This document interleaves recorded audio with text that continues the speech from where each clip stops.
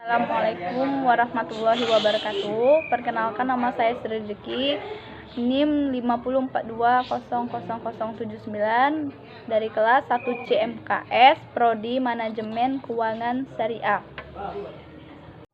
Di sini saya akan menjelaskan pengertian paragraf. Paragraf adalah kumpulan kalimat yang biasanya mempunyai satu ide pokok dan cara penulisannya sedikit menjorok ke bagian dalam atau menggunakan garis baru. Nama lain dari paragraf adalah alinea. Yang kedua, fungsi paragraf.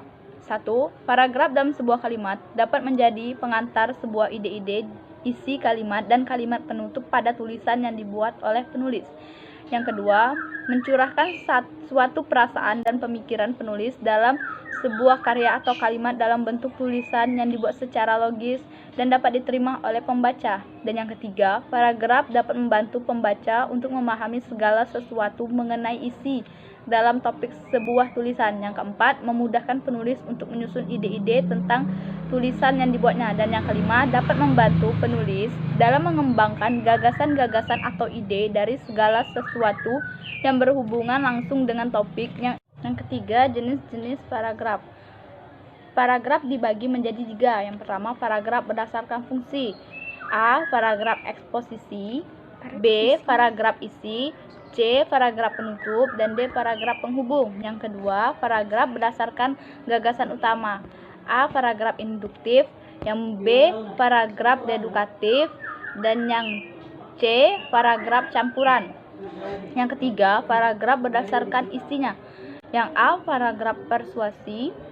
Yang B. Paragraf argumentasi. Yang C. Paragraf pembuka. Dan yang D. Paragraf narasi. Yang kelima, ciri-ciri paragraf.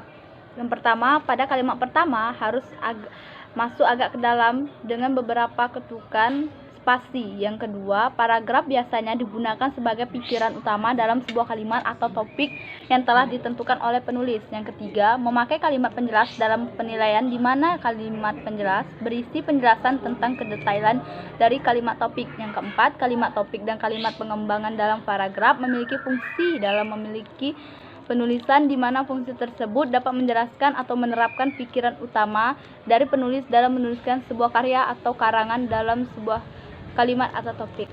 Sekian video dari saya akhiri. Wassalamualaikum warahmatullahi wabarakatuh.